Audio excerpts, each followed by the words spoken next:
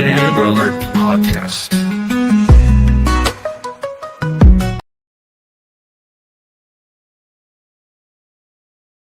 Amber Alert Podcast.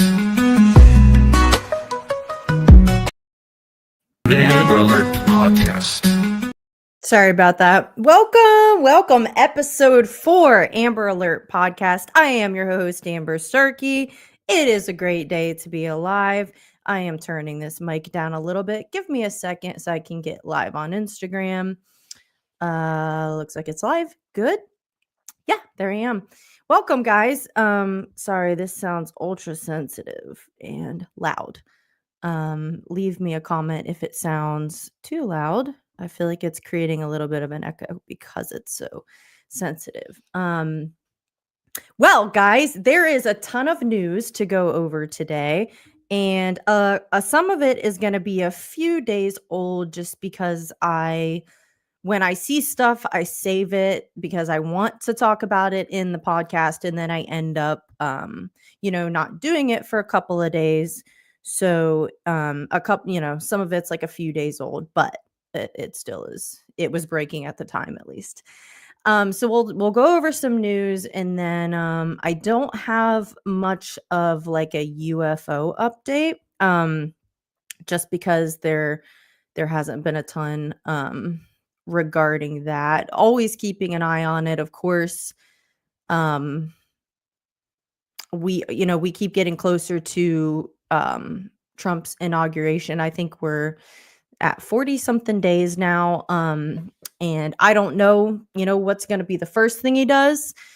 When he was on the Joe Rogan podcast, he talked about pretty much full disclosure with the JFK files. And then it sounded like there would be some UFO stuff that he would come out with as well. So we'll see what happens. I'm looking forward to it just because there really is no one else like him when it comes to like, I don't care. Maybe this isn't normal. This isn't what a sitting president would do or even should do. No, I think they should, but a lot of people would disagree. I don't think he cares anymore after what they've done to him. Well, I mean, it really started when he was campaigning before his first term, but especially the 4 years where he wasn't in office leading up to the 2020 election. And then ever since then, it's just been nothing but character assassination and, raiding his house and trying to kill him and all this stuff, going after his family. So I think he doesn't care anymore. And I love that because neither do I. And I think the majority of the country doesn't either. And here's why. So here's a refresher and a reminder that America has had it with the Democrats. They've done it to themselves. Look at what this country did. All right. If this picture will come up, because apparently it doesn't want to. There we go. Look, this is how the Midwest voted in 2008 versus 2024. Still a little bit of blue sprinkled in there. That's because apparently the East Coast will not wake up. Although even a lot of those states were trending in a good direction. So there has been, a big, big change. And it's not because Republicans are awesome. It's because there's no one else like Trump. And what he's doing really isn't like the Republican Party. It's like a whole new thing by itself. And I think everybody that is sick of the political game, because I realize they're trash on both sides, appreciate what Trump is doing because he's not like everyone else. This is another one. Just dropping by to remind you I won in a landslide. Yes, he did. Thank God. That was refreshing. Also shut a lot of people up because the numbers speak for themselves, especially when it's been a historically blue state or a county or whatever the case, and then it swung red. And I'm pretty sure I heard the other day they're still voting, or I'm sorry, they're still counting votes in California. The funny thing about that is there's a girl I know that lives in San Diego, and she said that there were all these issues with like her getting registered. So she was registered, and then she showed up and they're like, you're not registered, you can't vote. So, she had to like prove that she was, and then there was another issue after that. And so like there have been shenanigans, which is not surprising in California, but the fact that they're still counting, I think and especially if they passed voter laws, I think California is red. I think it was red in 2020. That you can call me a conspiracy theorist for that, but I do think it was red. And I think if they actually get to the bottom of the shenanigans, they'll find out it was in fact red. This is what I wanted to do the morning after the election. I didn't, but I wanted to.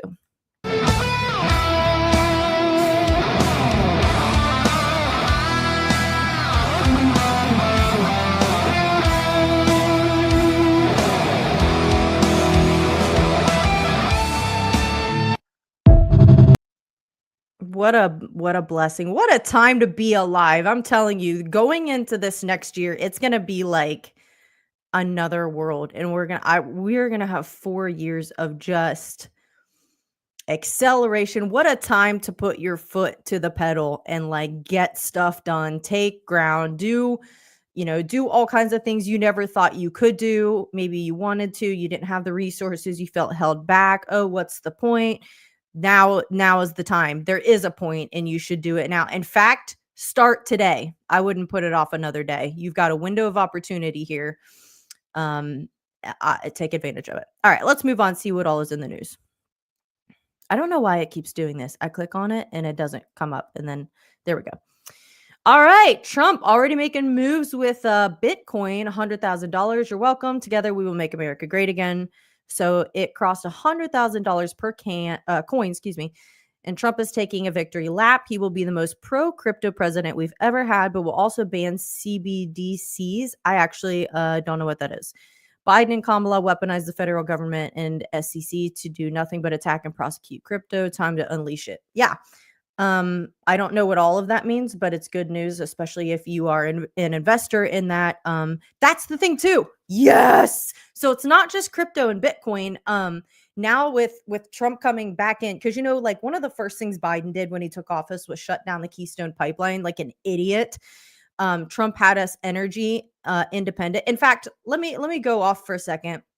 So I remember getting into a conversation with someone in like 2020, and he wasn't like an outright Trump hater, but you could tell he was not a fan. And he's like, every person I've talked to can't name a single good thing his administration did. And I was like, I think I can. He's like, all right, go ahead. I'm like, okay, this is just the stuff off the top of my head. Created like 7 million new jobs, lowest unemployment in 50 years, largest tax cuts for all social classes, best stock market numbers ever, I believe, signed an executive order to clean the oceans, which of course the environmentalists should have loved that. You didn't hear about it. And that was just a couple things. And then, so what I did was, this was just like a month or so ago, maybe less than that. You can look through the archives of the White House archives of what every administration did. And I started reading about what Trump's administration did in his first term. And I was like not even a quarter of the way through the list, and I literally got bored. I was like, so it was one good thing after another that impacted everybody's money, being able to keep more of what you earn, trying to get people out from underneath the crushing taxes. Inflation was like not a thing at all. And of course, COVID was that changed things, which I'm fully convinced that was intentional to harm him and the booming economy that his policies created. It's funny too when people say the president's policies do not affect the economy. I'm like, what are you, dumb? Yes, it does. Literally, like I said, Biden shutting down the Keystone Pipeline. If we went from energy independent to suddenly not having to import oil, that the price of oil goes up, the price of everything goes up. So you automatically, right there with one thing that you did, impacted the economy. And now everyone's paying more for things that shouldn't cost more, especially when we're sitting on a gold mine of oil in this country. Literally, Alaska, I don't even want to talk about how much is there. There are multiple places in the country, Eastern Ohio, for specifically where I live. There's enough oil here to sustain the country for like a decade or something like that in this little area. And that's just one area.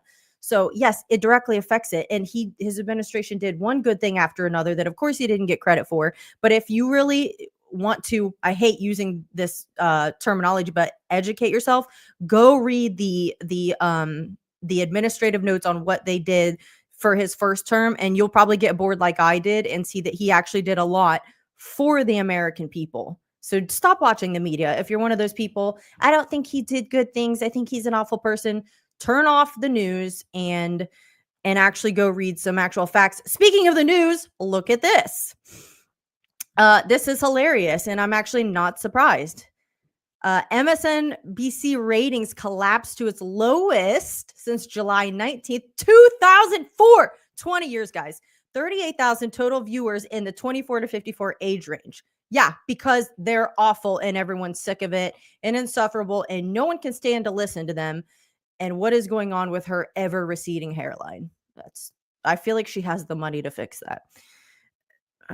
There's something really mean I could say. I won't. I also heard too about their viewers, the Hallmark Channel, the most cringe movies, no offense if you like them, but the most cringe movies on any channel, on the Hallmark Channel, and there were more people watching the Hallmark Channel than MSNBC. That's saying a lot. You are that bad to watch MSNBC. I wouldn't be surprised if they go bankrupt. I wouldn't be surprised if Elon Musk bought them and then just destroy them or whatever. I don't know. But they are, no one likes them. All right, what's next? Breaking, Jeff Bezos says the press is no longer the enemy of the people and wants to meet with Trump to persuade him of that. I don't think that's true. I think the only reason you would see something like that is because they know that Trump is going to go on a war path to clean out a lot of the garbage that's been, in place for years now. And it's like a last ditch effort to try not to go under when he comes in and like cleans house. So I believe they're still the enemy of the people because they know how propaganda works, because it has worked on, unfortunately, a lot of people. So I don't think they're just going to stop unless they're forced to. So let's move on. Joe Biden just pardoned his son Hunter. Raise your hand if you think Donald Trump should issue a full pardon to all the peaceful January 6th protesters who have had their constitutional rights violated by the Biden administration on day one. Yeah. So why people are upset about this, I think I talked about this a little bit because I was listening to Stephen A. Smith, who usually has some freezing cold takes, but he was saying, if Biden had from the onset said, I'm going to pardon Hunter because he's my son and I don't want him to go to prison, everyone would understand that. But instead he's like, no, I'm not going to do that. So now everyone is upset because you said you wouldn't, you turned around and did it. No one has respect for you because you're a liar. Moving on. Sean Diddy Combs placed on suicide watch while awaiting trial. Mental state unclear. Oh no, he gonna get the Hillary Clinton? Hey, I've seen this one. Yeah. Epstein.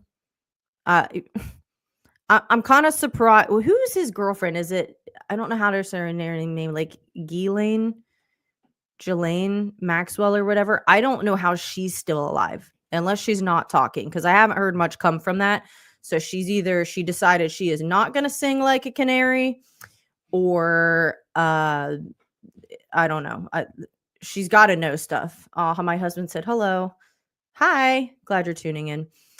What was the last thing I just read? Oh, about Diddy. It's funny too how Ellen moved out of the country, and then it's very, which you remember the stuff came out a few years ago about her, how this was mostly just she was awful to her employees and it was a terrible place to work. But now with all this stuff, she had so many kids on her show. And then I just saw a clip the other day where Diddy showed up on the show while she has a bunch of kids there, and he like picks up this little girl and gives her a hug, and all of that stuff that looked like not a thing whenever this was 10 years ago. I don't know what it was. Now you look at it and you're like, that's absolutely disgusting. And I hope those kids didn't go through something awful. It's funny too, though, how people were shocked when all this stuff came out about him. And I'm like, I'm not. Have you ever listened to one of his songs? So he basically tells you the stuff that he was into. Just listen to his song and then you're shocked that he's that kind of a person. I'm not. I'm really not. All right, moving on. Breaking! The House COVID Committee has released its final report after a 2-year investigation. Major findings: the NIH funded gain of function research at the Wuhan lab. The Constitution can't be suspended in times of crisis. COVID emerging from a lab leak is not a conspiracy theory. Oh, conspiracy theorists are literally undefeated at this point. We are up 30-0. EcoHealth and Dr. Peter Daszak should never again receive taxpayer funds. Public health officials have lost the trust of the people. Trump's Operation Warp Speed was a success. The COVID response was rampant with fraud, waste, and abuse. The prescription cannot be worse than the disease. Lockdowns had horrific consequences. Yeah. So it's funny how all the stuff that we said, this isn't right. First of all, this is a really stupid way to respond to this. The lockdowns, you can't do that. Bad things are going to happen. This is all orchestrated. You're crazy. Why don't you believe the science? Well, you're an awful person. You don't care if people die. No, everything that we kind of called out, we're now finding out was fact. And unfortunately, there's been a lot of damage done that can't be undone at this point. How much did domestic abuse go up during the lockdowns? How many people got divorced because of being stuck in the house together when they didn't know how to do that in a miserable time? I mean, a lot of carnage came from that. Broken lives, relationships, marriages, jobs that were lost, small businesses that went under and aren't coming back.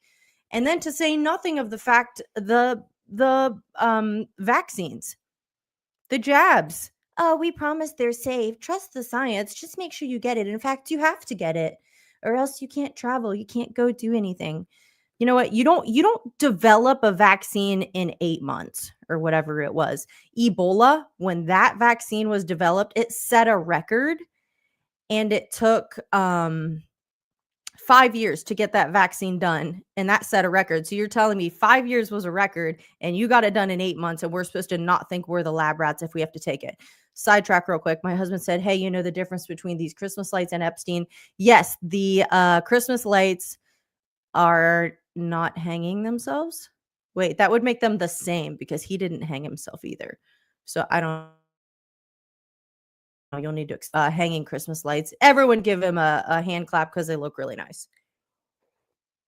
Anyway, back to the vaccines. I know I have more on that.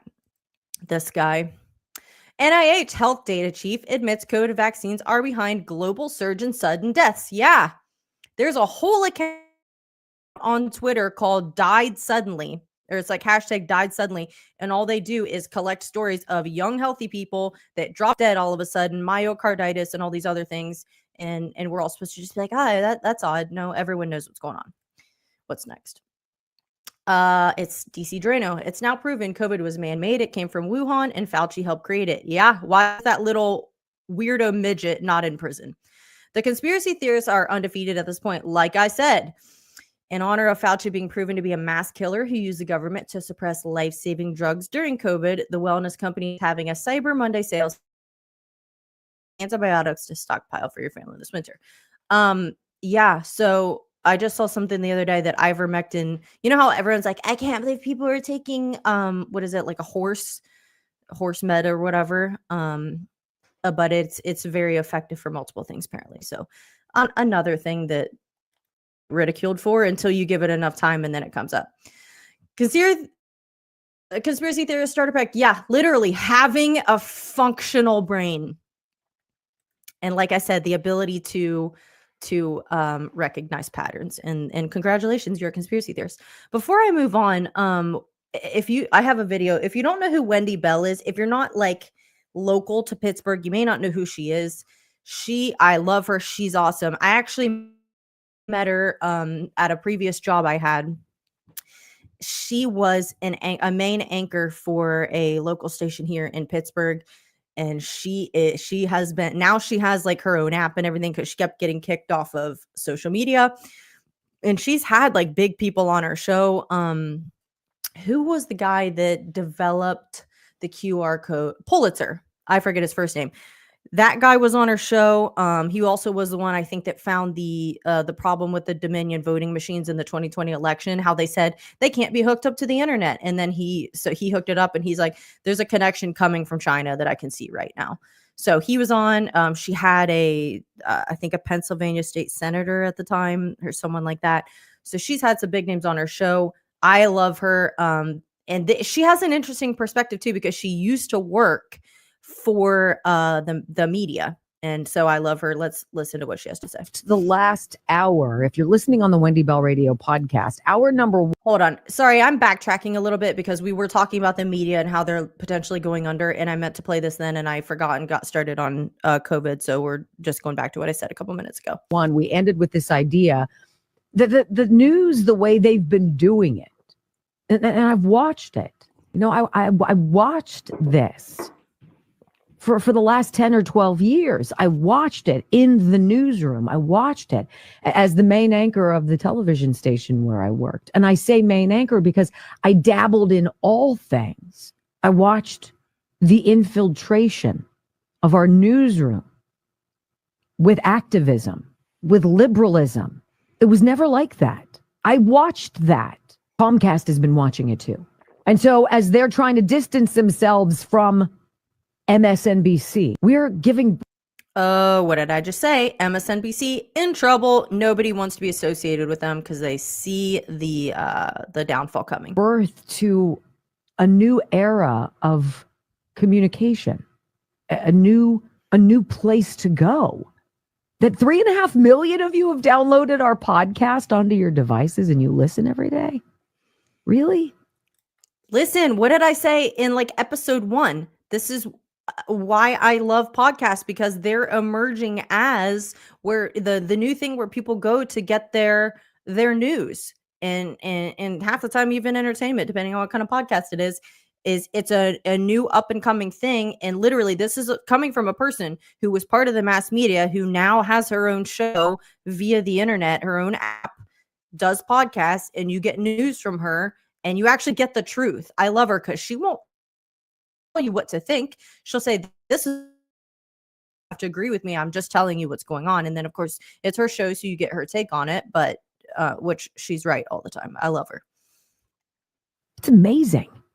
Wendy Bell Radio, wherever you get your favorite podcasts. Join our army. We love you. Lots of room for you at the kitchen table.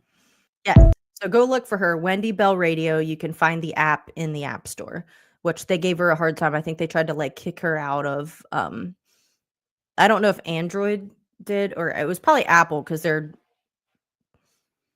Apple is evil and I will die before I'll ever have an iPhone. Let's move on. Please come up on the screen. Okay. Ron Paul calls for, is it Vivek or Vivek? I feel like Vivek is easier to say.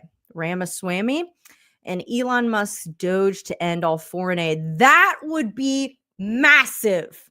What American would not like that? I don't know about you guys, but I am sick and tired of my tax-paying dollars going to things that I would never personally give to. You know what I mean? I was talking to my husband about this the other day. I forget what the context was. I think it was about, so where I live in the Ohio Valley, and we're by Steubenville, Ohio. They every year for Christmas, it's probably going on now, they have this little nutcracker village, and it's really all throughout like the downtown and decorated for Christmas, big tree, stuff going on. I forget what we were talking about, but I said, something to the effect of there could be, I don't know, more they could do with that or something like that. And then, Trent was like, it's probably about money, why they don't. And I said, see, this is an example of something I would be okay with my taxpaying dollars going to, something that brings something enjoyable to the community. People from out of town come in, bring their kid. My sister and brother-in-law came from Columbus and took their kids to it. It was a good time. Something that's an attraction that brings people to your community, especially when it's not something that you can really go anywhere else and experience. I would be fine with that, shelling out some money to go toward that. If it keeps something alive that's been a tradition that's local, I'd be good with that. But they never like ask, you know what I mean? It's just, no, it's another 60 billion to Ukraine, but who cares about your local communities and whatever you want your money to go to. Okay, thanks. Appreciate it. Let's move on. Why aren't these coming up? Okay. Former President Barack Obama insinuates that Republicans are responsible for stealing elections and politicizing the U.S. government. All right. I have a super limited vocabulary of things that I am allowed to say because I'm a Christian, and there's not a lot I can say about that man. Actually, there's nothing I can say. No language I can use to describe the kind of human being that he is. It's a human rights violation that I have to hear anything he has to say ever again for the rest of my life. And that's the most hypocritical thing I've ever heard. Also, you're talking about interfering. Let me read it one more time because I don't even believe it. Republicans are responsible for stealing elections. How stupid do you think people are? This is all the Democrats do. They accuse conservatives of doing the very things that they're doing. What is that called? Projection? I don't know. I can't stand a hypocrite. I can't stand it. If you're doing it, own up to it. Just own up to it. But instead, since you know it's wrong and the majority of people would agree it's wrong, you're going to act like you're not the one doing it and accuse somebody who's not doing it of doing it. Now, I'm not going to say there aren't Republicans that have probably tried or maybe have successfully cheated in elections. And I'll be the first person to say that's wrong. I don't want there to be any cheating on either side. Whether my candidate wins or not, just have a fair and square election. There should be zero interference, and anyone caught cheating should be, punished and held accountable. Trent said that's Marxism, textbook Marxism. What did I say that's Marxism? Do you mean Obama? Because, yeah, he's awful. All right, moving on. Only 6% of federal workers show up in person on a full-time basis, scathing Senate report reveals. Okay, here's my take on this. Now, I do like what Vivek and Elon are in the beginning stages of doing with government efficiency and cutting, like what Elon did with Twitter. Came in and fired 80% of the staff. It runs better now, and they were paying a ton of people to do nothing. And here's the thing, coming from a person who did used to work from home, do I know people abuse that and don't work? Yes, that of course, that's true. However, I think one good thing that came out of COVID is it showed us how many jobs can be done from home. And here's my take on it. If I am in fact doing the job I'm hired to do, you don't have to reprimand me. I'm not falling behind in work. I'm not just not doing things. If I am in fact getting my job done and I can do it at home, there is zero reason for me to go in and be someplace physically. So I am, that's of course, assuming the person is doing their job, because I do know it gets taken advantage of, and it gets, what is the word I'm trying to think of? Abused. And that's unfortunate, but it happens. But for the people that are doing their jobs, let them work from home. Why make them drive, especially if they live more than 30 minutes from the office? There's no reason for them to get in the car and drive there. Let them work from home, assuming they're doing their jobs. God forbid they have 10 extra minutes to get start a load of laundry during the day. What is wrong with that? But when it comes to the government, like with the Pentagon failing 7 audits in a row or whatever it is, clearly there's a ton of mismanagement there, irresponsibility. So I am absolutely in favor of them coming in and cleaning house and being like, what do you do here? Nothing. Okay, you're fired. We don't need you. And then the people you do need, if it's going to be more efficient to make them come in, at least, I guess, see if there's a difference, maybe if they come in. But again, for some of the people, especially if it's tech support or something like that, why sit in a cubicle when you can work from home? I'm all for them cleaning it up, but I'm just simply saying I would not do away with work from home entirely. So Trent said, accuse your opposition of doing exactly what you're doing in order to create confusion and chaos. It's the communist doctrine. Yes, Obama. Yeah, that's true, because he is like that. All right. Moving on. Let's see it. Okay. Canadian Public Safety Minister Dominic LeBlanc says they're prohibiting firearms in Canada effective immediately and donating them to Ukraine. How stupid can you be? Maybe Trump should annex Canada. Today, the government is adding a further 324 unique makes and models of assault-style firearms to the list of prohibited firearms in Canada. Why does anyone live there? This prohibition takes effect immediately.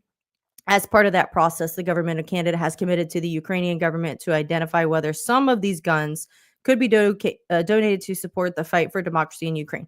What are you idiots doing? I don't understand why no one knows history. Do you understand what happens to a population that's disarmed? Do you know why America hasn't been taken over from the inside? Because you have to go through all of the people who are armed to the nines. That's like step what no one knows about Nazi Germany. No, people, anyone that is normal that lives in Canada should definitely not be there unless you're doing something actively to help make it less of an awful place. But I don't know how people live there anymore. All right, let's move on. Say her name, Ivory Smith. Ivory was killed when a man who is in our country illegally crashed into her while drunk driving. Where's Black Lives Matter? Yeah. Why aren't we hearing from Black Lives Matter? Why aren't we hearing from liberals? Where's this little girl's justice? Look at, what is she? She's adorable. 5, 6. What about her family? What about her life? No one wants to talk about it because it was an illegal immigrant. Is that why? Yeah, that is why. Because you know the crap policies that you idiots have voted for, and your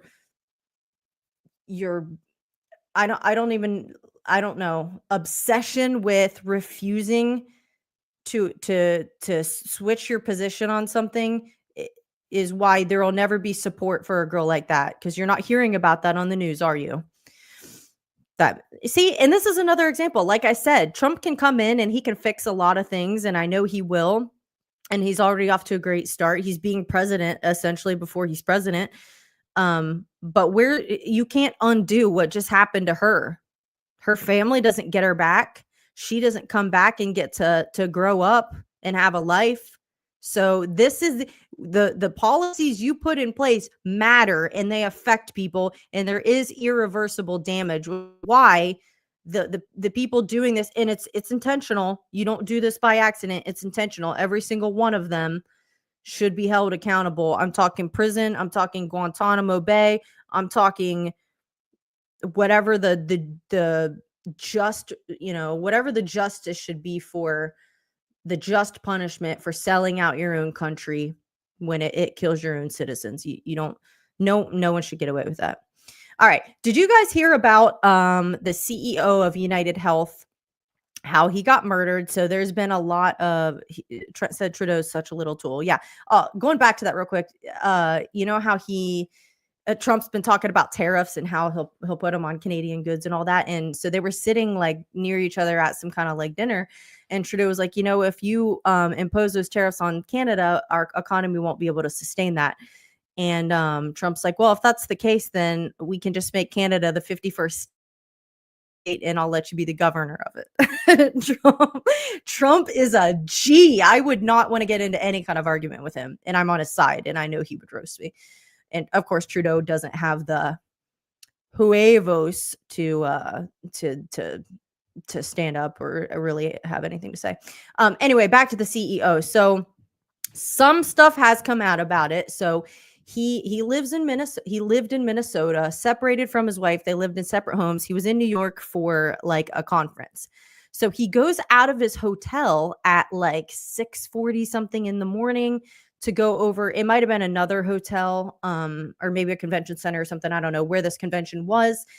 And hours before it was supposed to start. So everyone's like, well, clearly this person knew his schedule. Not only did they know where he was staying, they were apparently ready for him when he exited his hotel. And you can see the video where the shooter comes up, shoots him, like, I think the first time hit him in the leg, and then shot him 2 more times. And everyone's like, this is a trained professional, but it doesn't look like it.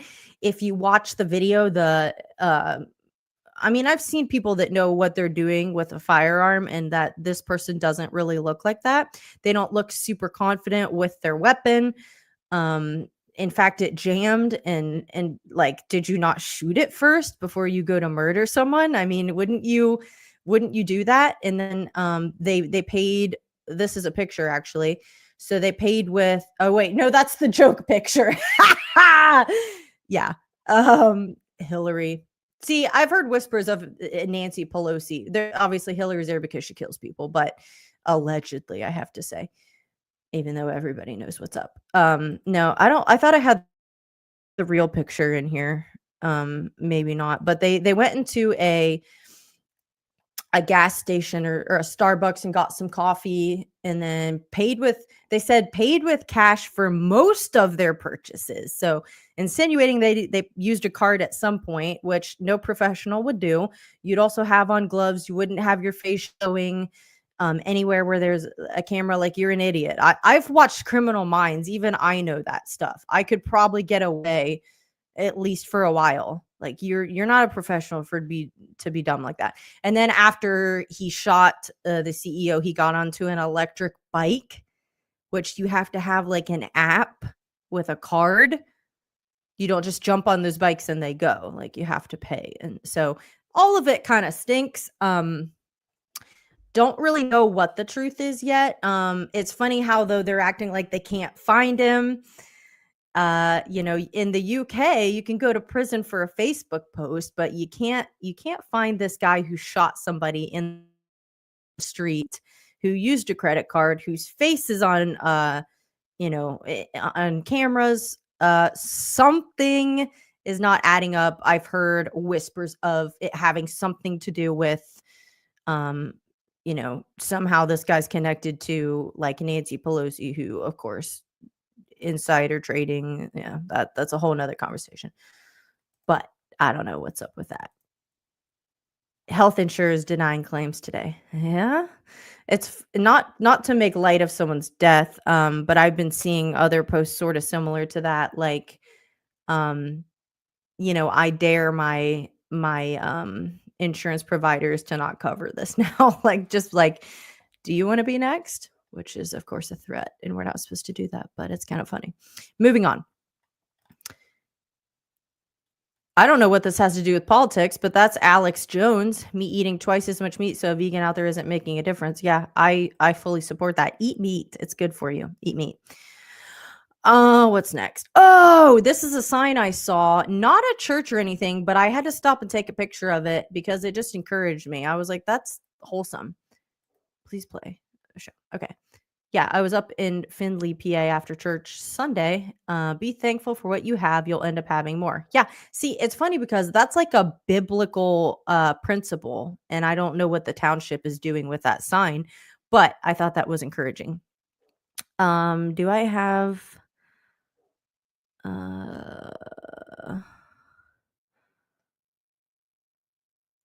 to transition a little bit into sports? So I had heard, and this I thought was just hearsay, I had heard that the Washington football team, which, is the Redskins, I'm not going to call it Commanders because that's stupid, but they were saying, I heard whispers of them saying they might change it back to the Redskins. And I'm like, wow, I doubt it, even though that would be awesome. And I was like, do the Cleveland Indians next, because no one likes the fact that they're Guardians now. And I don't want to go to a game with them being, I don't even like baseball that much, but I would go to a game if they changed it back to the Indians just to support them for doing that. But anyway, going back to Washington. So I heard that. I was like, yeah, I doubt it. But then maybe there's something to it. Let's watch this. That they were canceling Native American culture as the DEI movement went way too far. Look, this is honoring a Blackfeet chief who was born in Montana. He's highly esteemed. The Blackfeet tribe of Montana, their current chairman and the tribal council signed a letter in strong support to bring the logo back. It honors Indian country. So we've had good discussion with the NFL and with the Commanders. There's good faith negotiations going forward that's going to allow this logo to be used again. perhaps revenues going to a foundation that could help Native Americans in sports and so forth. We're making good progress, and based on the good faith negotiations, I made the decision to support this bill yesterday in the committee. Let's go. See, that's what drives me crazy about it, is because they took it away because they're acting like it's somehow racist or it's a, cultural appropriation or whatever their stupid reason was. But it's like you actually took away something that like pays homage to a certain group of people. It's the same with the Aunt Jemima syrup and stuff. I don't want a bottle that's not Aunt Jemima shaped. Could like honor her name. Whoever I'm sure she has family still around. Continue to honor that. What are you doing? It's like we want to be respectful. No, it's disrespectful to take away something that earned a name for that person or that group of people. So it's the same if and I also don't understand how they like were picking and choosing. Okay, Washington's gonna get it, Cleveland's gonna get it, but we're gonna leave the Kansas City Chiefs alone. And all these other ones that are essentially the same thing. Let them honor the whoever it was, why they came up with that name and that logo, and allow them to continue to honor it instead of taking it away. What are you idiots doing? I would be mad if I were a Native American and I, whether I liked the team or not, and then all of a sudden they're like, yeah, we're going to rebrand. You guys are out. I would be mad. I would. I mean, I'm not Native American, so I can't speak for them, but I would be, because I would feel like that is, yeah, why don't you just strip away something that like represents my culture? That's dumb. Anyway, to keep it on the sports theme, look at this. Look at this. This is a group of NFL players and coaches kneeling and praying together. And I love this because this is not isolated to one game. This has been going on for years now. I forget who the guy is. I think he maybe plays for the Saints. I don't even know what position. I know he's part of the defense, I think. Literally, so there's like a press conference after the game. He literally, like, because he's at the stand with the mic, he gave like a whole sermon. Like, I dare somebody to come up here and shut off my mic? No, you're going to hear from me. And then there have been coaches, players, we've seen videos and whatnot of revival breaking out on so many college campuses across the country, how it's affected Ohio State's football team. Boise State's head coach, I just after they won their game, was that Friday, I think. They interviewed the coach after the game, gave all the glory to Jesus. And I was like, who is this dude? So I went and followed him on X, and he looks like a really good dude. Now people are getting more and more outspoken, and I love it. And it's super encouraging to see that. And it's not even like it just started this year. Like, it's been going on, but it's been increasing. So I don't know how anyone, for people, especially Christians, I would love for there to just be revival. This country needs to turn back to God. It is literally happening, and it has been happening. Like, look around.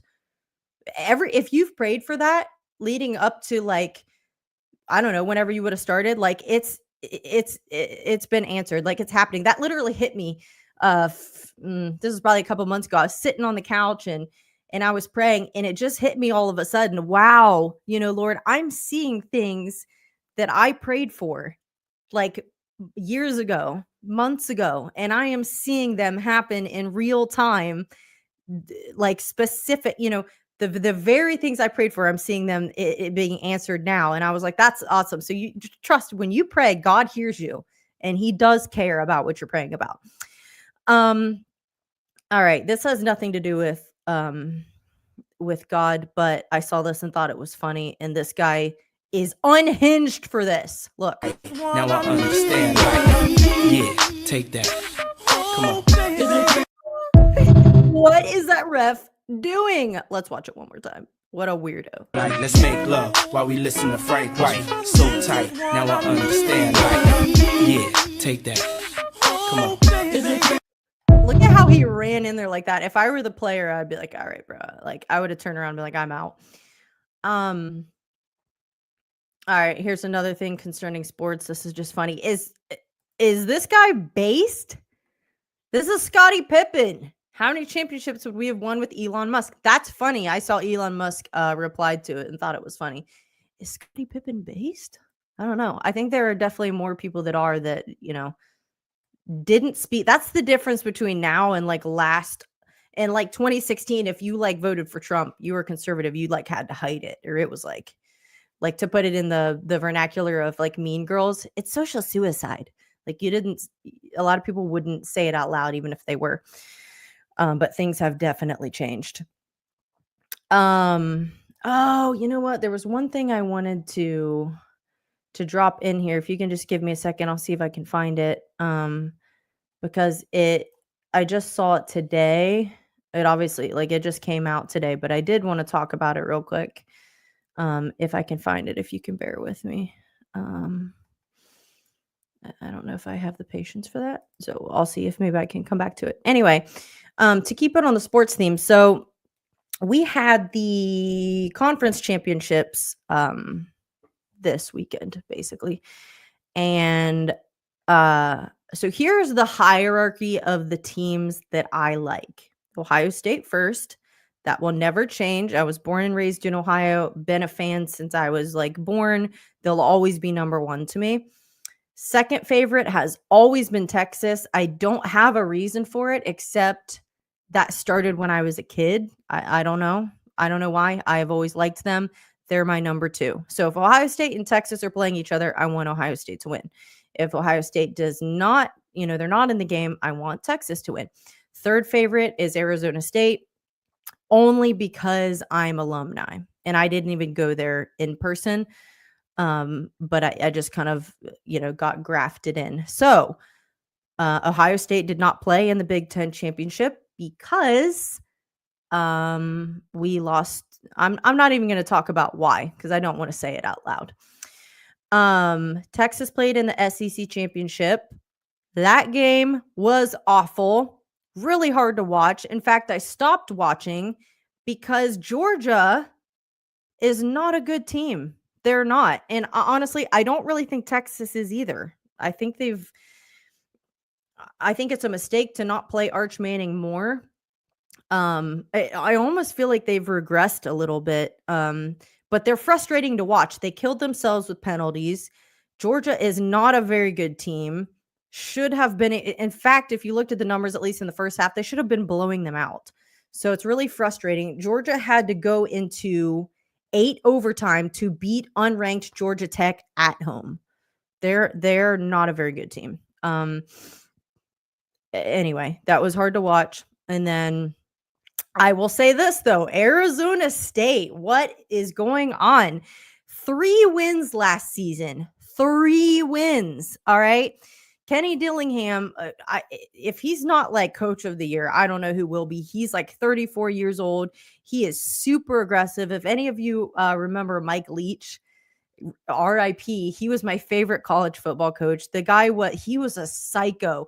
He would take the biggest risks. He would give you the weirdest interviews. Like, he just was weird, but likable. And Kenny Dillingham reminds me a little bit of him, at least when it comes to the risks that he takes and the aggression with like the play calling and stuff.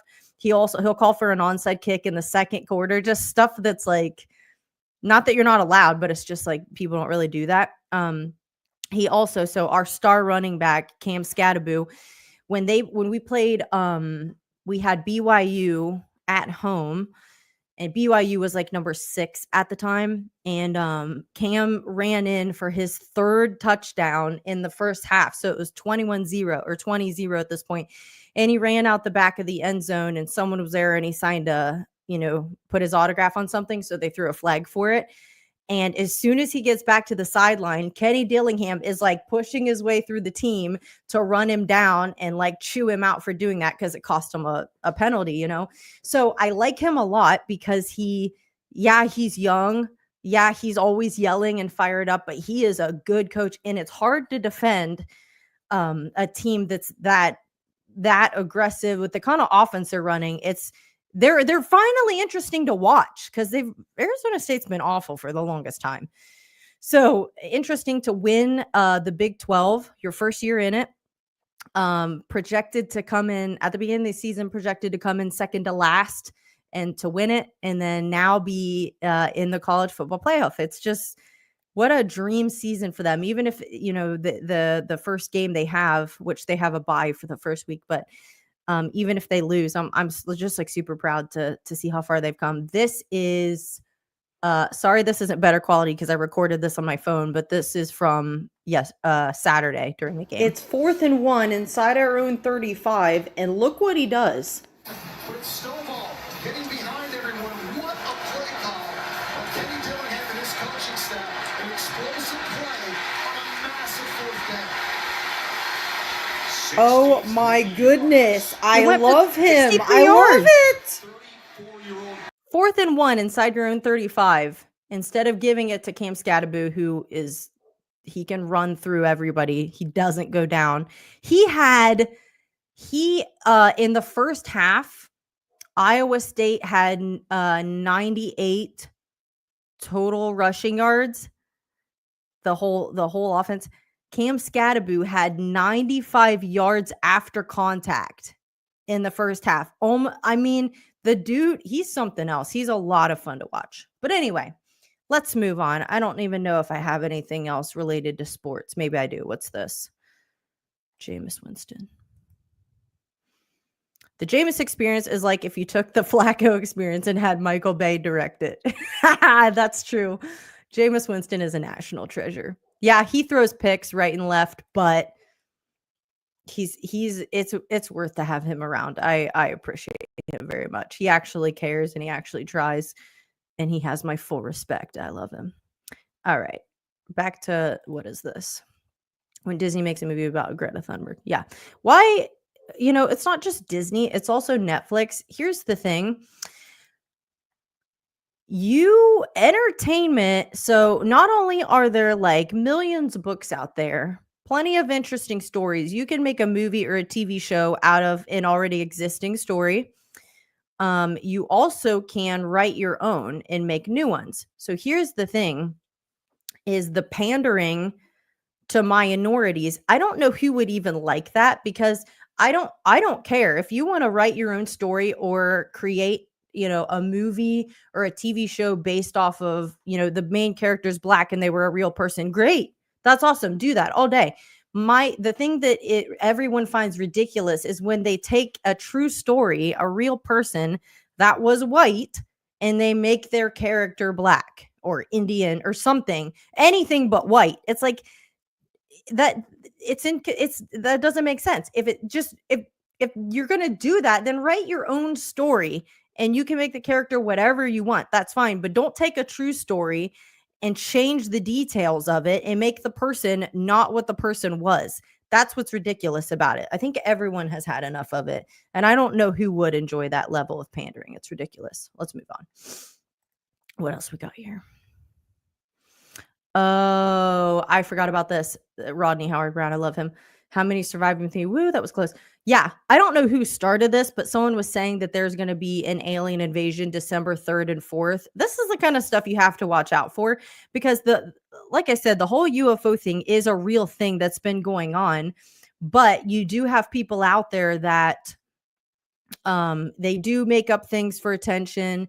They do put stuff like this out that has zero credibility to it, which is another reason I like L.A. Marzulli, because he is a filmmaker. They have over 30 films now, and he also has experts that he's had come on, on the record and whatnot. And now, having been doing it so long, he's pretty good at spotting a fake, because people even sometimes will send him, I saw this, what do you think it is? And he's like, that's not anything. Like, I'm pretty sure you can, whether it's a photograph or a video, he's gotten pretty good at being able to tell what's real from what's fake. So you do have to watch out for that, unfortunately. But give it enough time and the truth will come out. What's next?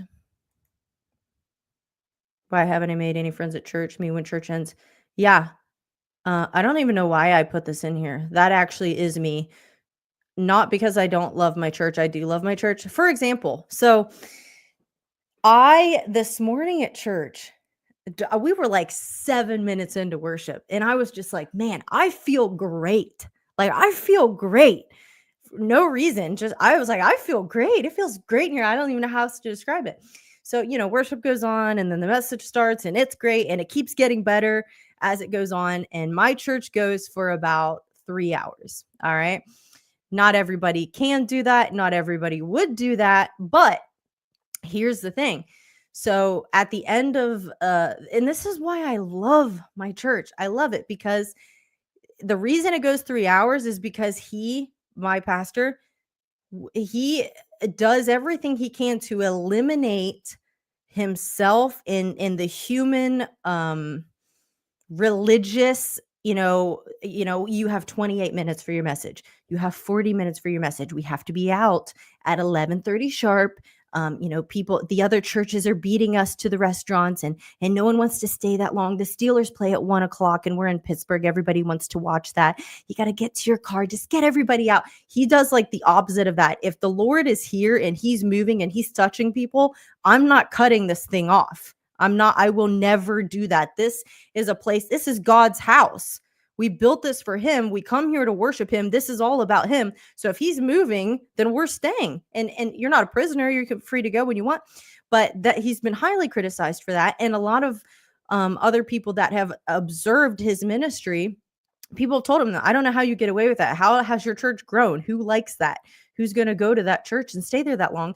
So today, we get toward the end of the message. It's 1:00 when he's normally dismissing. And he said, guys, he said, it was 1:11. And he said, you guys are dismissed. You're free to go. But he's like, the Lord he's here and he's touching people. So if you want to stay, especially if you want prayer, you're welcome to stay, but you're also welcome to go. You're dismissed, but if you want to stay. And so more people stayed than left. So he paused the music and everything. He said, for any pastors here, I want you guys to see this because you probably were told the same thing I was, especially when you started out in ministry, that you can't do this. You can't have a 3-hour service. Your church won't grow. People won't come. People are going to leave early. And he said, look, more people stayed than left. You can do this. People are hungry for God. Don't let anybody tell you they're not. So, and like I stayed, the Browns were playing at 1:00 and it takes me 40 minutes to get home. And then you got to wait for the shuttle to get to your car, which is in another parking lot. But there's no, nothing trumps being in the presence of the Lord. I would do anything. I'd give up anything to be in the presence of the Lord, have a touch from God. That's so much more important than anything else. So I don't care. I really don't. I forget what else I have in here. I don't know. Real quick, I'll go to this. This is my pastor's dad, who's an evangelist. Please. Okay. I just saw this and I liked it a lot. A desire to preach without the discipline to study and pray is merely a passion to perform. And that is so true. There are a lot of, people that want to, but they don't spend any time in the word. They don't, there is an art to it. If you want to go into ministry, Bible school is kind of where you start. But there's spiritual discipline that's required if you expect to be a carrier of God's word, then there's spiritual discipline that's required, which is why that's the difference between a lot of Christians. Sometimes people are like indignant. What does that person have that I don't have? Why would God be using them for that and not me? Well, what does your spiritual discipline look like? Before you criticize them, especially how often do you fast? Never. Okay, well, they do. So that's a difference. How much are you in the word? Have you gone to Bible school? How much time are you spending in prayer with the Lord? Do you actually thank him for anything, or do you only ask for things when you pray? You know what I mean? So it's easy to be critical as an onlooker, but you don't know what that person, the kind of discipline that they have. You only see the exterior things. It's also too why a lot of ministers that have done very well and are very wealthy, everyone just looks at the exterior things they have. Why are they driving that car? They must be stealing from the offering. No, do you have any idea how much they give? No? Okay, I would look at all of that before you go criticize them for the things that they have, especially when you understand there are certain laws and I don't even have time to get into this, but there are certain laws built in to the word of God that promise certain things. You tap into those and God's faithful to do exactly what he said. And that's actually kind of what I wanted to talk about was faith, because and I had like a million things I wanted to talk about, but I will try to talk about faith. Let me pull up the notes I had because I have a tendency to not stay on task very well. I go down a rabbit hole, and then I get distracted, and then I think of something else I want to talk about, and then before you know it, I'm way off of where I started. Anyway, I wanted to talk about this. So faith is something that has my church has a discipleship class, and I went to 4 of them because it was one whole section on faith, and I was like, well, yeah, I want more faith, obviously. But how does faith come? The Bible tells us faith comes by hearing, and hearing by the word of God. So basically, faith comes from reading your Bible, from hearing it preached, from listening to it. So you can't pray for more faith. You can't get someone else's faith. It's a completely individual thing. And unfortunately, and I'm one of these people. Up until this year, I was one of these people, and until I got linked up with a ministry where I learned a lot, and I've grown a lot, and I'm continuing to grow, and I have a lot more growing to do.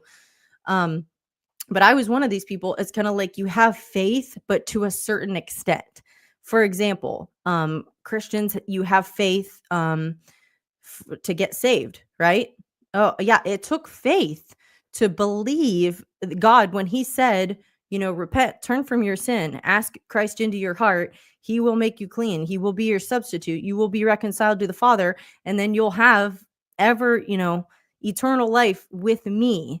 To be reconciled to me, be in relationship with me, become my son or my daughter. That took faith. You don't do that without faith. But the problem is, for a lot of Christians, it stops there. It's like you had enough faith to get saved, and then you don't really have faith for anything else.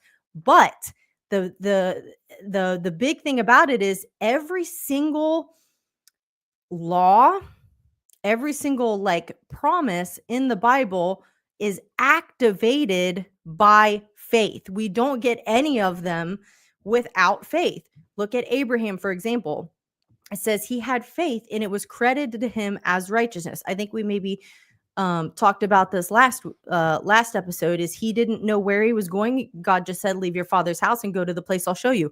That took faith. He didn't know where he was going. He just started out. He just said, okay, if you say so, I'll go. So he didn't even question it. Everything he did, he just went. So, but the interesting thing too is it's not just that faith gets a clap. That's awesome. You have faith. There's also a negative side to it. So I have several scriptures that'll back me up here. First of all, Hebrews, actually, do I have it here? I have the ability to drop in these little banners, but I don't know if I have that one. Anyway, if I don't, that's okay, because I do have it here. So it's Hebrews 11:6. It says, without faith, it's impossible to please God. So faith is not just this cool thing to kind of have. Yeah, it's great to have faith. No, you need it to please God. You cannot please him without faith. So also the example of when Jesus is walking around and healing people everywhere he goes, and then he goes to that one particular place, which was at his hometown, it may have been, and the Bible says he could do no mighty miracles there because of their lack of faith or because of their unbelief. So literally, your faith will either allow God to do certain things for you, or it'll keep him from being able to do certain things for you. Your faith activates everything. And it's interesting too that when Jesus was walking the earth, and when people approached him, whether it was blind Bartimaeus who was yelling and everyone said, shut up, leave him alone, and he yelled all the louder. And then Jesus stopped. He said, what do you want me to do for you? I want to see. And Jesus said, your faith has made you well, right? And the guy was healed and he could see. The lady who was like, I'm going to push through the crowd and I'm going to grab his garments. There was desperation, but she had faith. I know if I just touch his garments, I'll be healed. Your faith has made you well. Go in peace. Every single time someone showed faith, Jesus said, yeah, be it done to you according to your faith. And they got what they wanted. And what's interesting too is, and I know this is widely circulated in Christian circles, and it's unfortunate, but a lot of people I actually started reading a book this year, and I stopped reading it because I disagree with half of it. I may finish it, but and the guy that wrote it is the pastor of a church I used to go to. But a lot of people, for whatever reason, this has been taught in Christianity and it's been repeated, and no one has ever really stopped to check and see if it's true. Is that oh yeah, God will, salvation is a great free gift from God, but that's kind of it. You just wait till heaven and you'll have all those things. No, if you actually know what you're looking for, almost all the time when you read, you'll see the things that are promised to you are for in this life. And yes, there is the promise of heaven. And let's look at it. When people approach Jesus, hey, I want to be healed, or someone brought their friend or their son or their daughter, did Jesus ever say, oh, typical human, you want something in this life? Why don't you, I know it's tough to be paralyzed or have leprosy or be blind, but just wait until heaven. Everything will be perfect then. You'll have a glorified body. You won't be sick. Just hang tight. It'll all be worth it.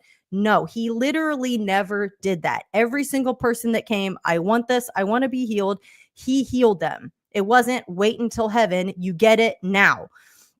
And all it takes is faith. In fact, it takes the same faith to be healed as it does to get saved. And we talked about this last night with the covenant, how the old covenant included you're free from, I will not cast the sicknesses and the diseases on you.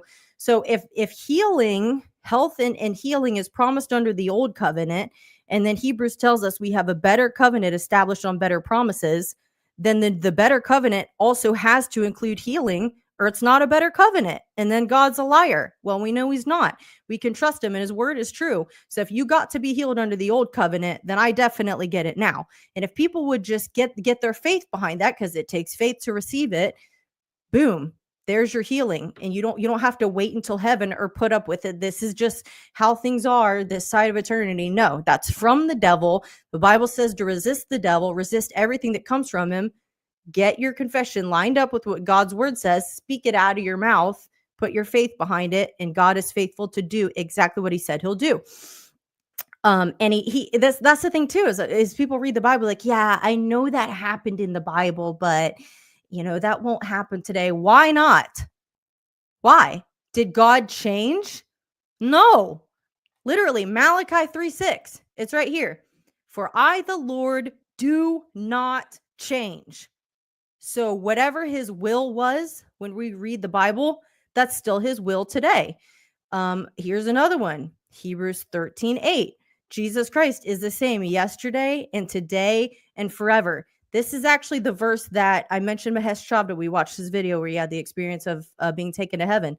So he, if you remember from the video, he kind of parted company with his family, not on the best terms, because his mom was extremely hurt. Growing up a devout Hindu, she was extremely hurt that he would pursue Christianity. If your dad were here, he'd be so disappointed. How could you do this to us? And so they didn't part on the best terms. So he's in America in, I think, grad school. His mom was living in London at the time, and she got sick with cancer. So his brother called him or wrote him and said, hey, mom's dying and she's asking for you. And Mahesh didn't have the money to buy a ticket, couldn't afford it. And so he was extremely, extremely upset about it.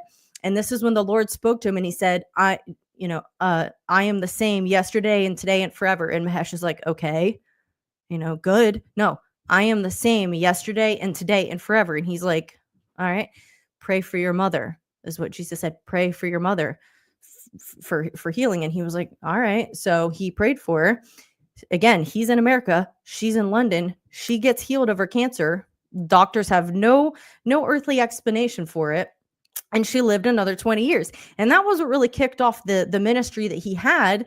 And he then, the Lord gave him a gift to be the hands and feet of Jesus and go out and see miraculous healings. There was a boy raised from the dead. You can see his death certificate in the book.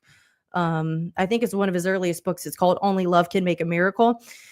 And, he went out and did what Jesus commanded his followers and his disciples, which we are, those who are in Christ are disciples, what he commanded us to do: heal the sick, cast out demons, and go do all the things I did. You're my body, and to get back on the subject of faith. So it took faith for these things to take place, but God is the same, and he's still doing everything that he said he would do. If you see, he was a God of miracles in the Old Testament, he was a God of miracles in the New Testament. He's a God of miracles still today because he doesn't change.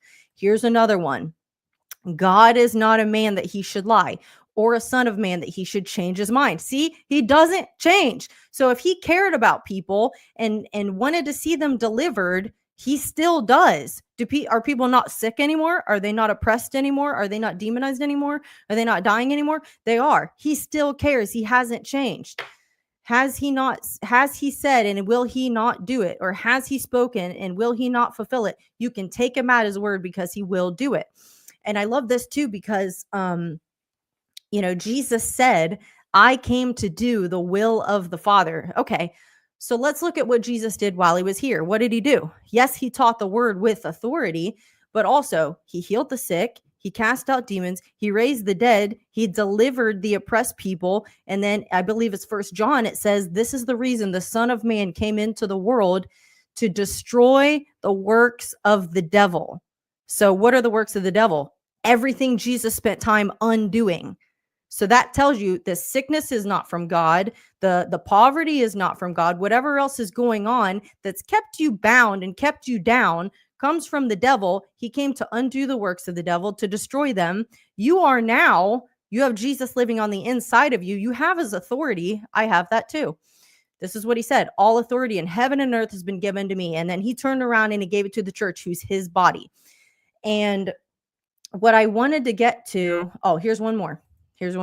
Then the Lord said to me, you have seen well, for I am watching over my word to perform it. That's Jeremiah, Old Testament. And then New Testament equivalent, essentially, of that, Mark 14:20, at the end of the Gospel of Mark, it says he worked. Actually, I might have that here. Maybe I don't. Anyway, it says the Lord worked with them, confirming the message with accompanying signs. So when you start to preach a certain way, you start to say a certain thing, you put your faith behind, all right, Lord, you said this. This isn't me making something up. I'm going out on a limb here. I'm simply quoting your word. He has to do it. He's faithful to his word, and he will do it.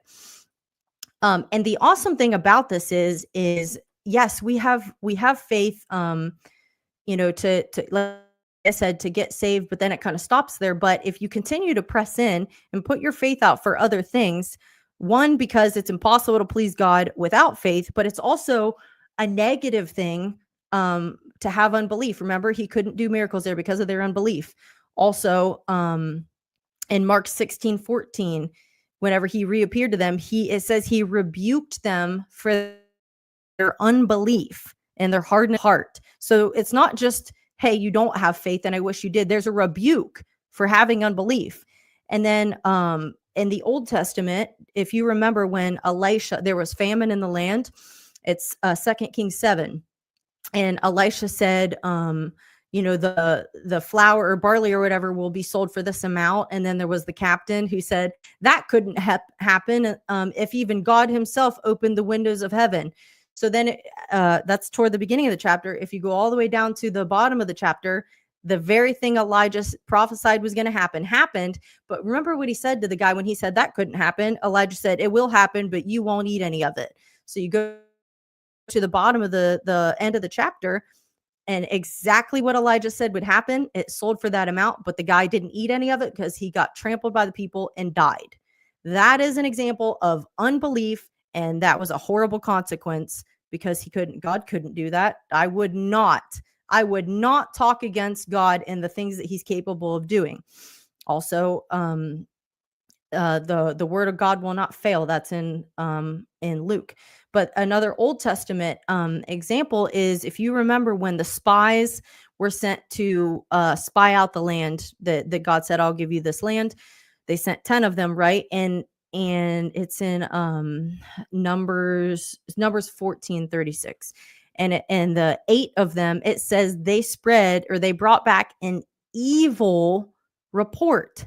Well, what was their report? Their report was, we can't take that city. We can't take that land because the Nephilim are there, which were the giants, and we look like grasshoppers to them. We can't take the city. And yet their report I mean, it, to the natural mind, would have been accurate. That's right. How? If I'm a normal sized person, how am I going to take over a city that's full of giants?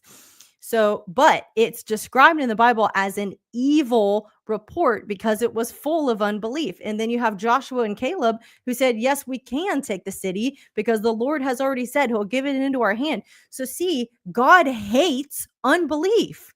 You get rebuked for it. It's called evil. And then in Old Testament, that guy died for having unbelief. So it's a big deal to not doubt God, especially over something that he says very explicitly and plainly in his word. If you do this, I will do this. He did it in the Old Testament. He did it in the New Testament. He does it today.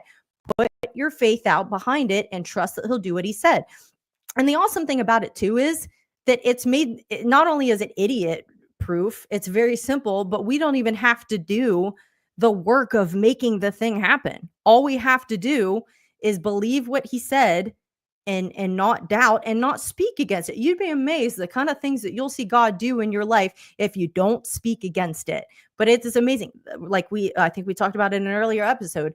The power of life and death is in the tongue. Your own mouth oftentimes gets in the way and inhibits the things that God wants to do more so than people act like it's the devil. Oh, Satan's just really attacking me. No, it's literally your own mouth.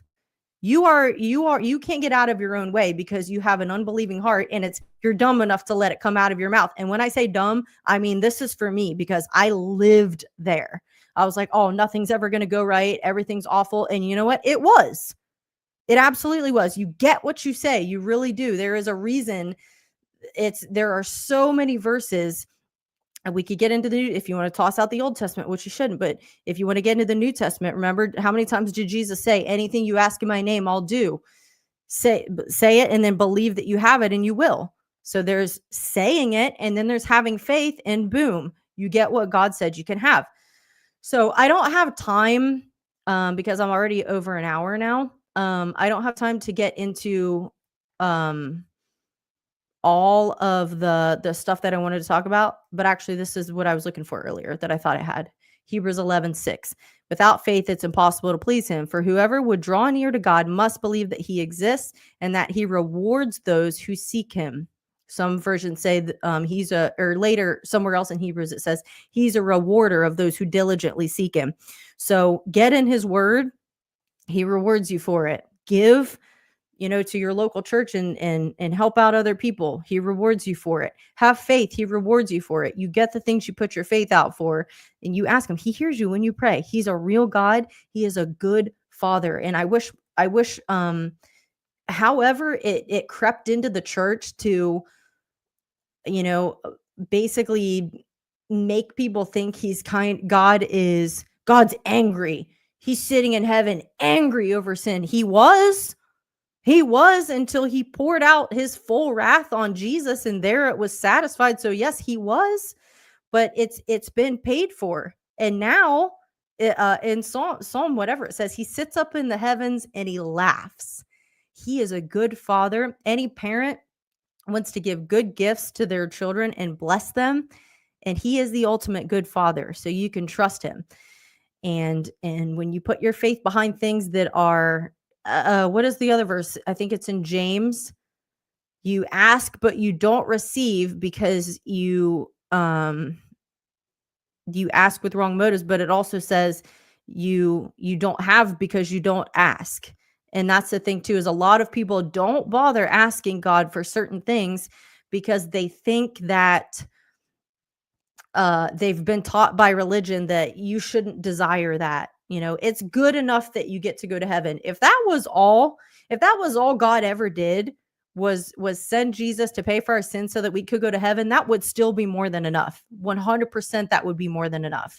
But that isn't all he did. He came that they would have life and have it more abundantly. So that means you get a blessed life now, and then you get even better than that when you get to heaven. But there's absolutely no reason that you can't have a good blessed life now. But if you speak against that and you have no faith for it, you're not going to see it because faith activates every promise that comes from God in his word. All right. I could keep going on, but I won't because I've already taken way more time than I thought I would. I think that's about all I have. I don't know what this last thing is.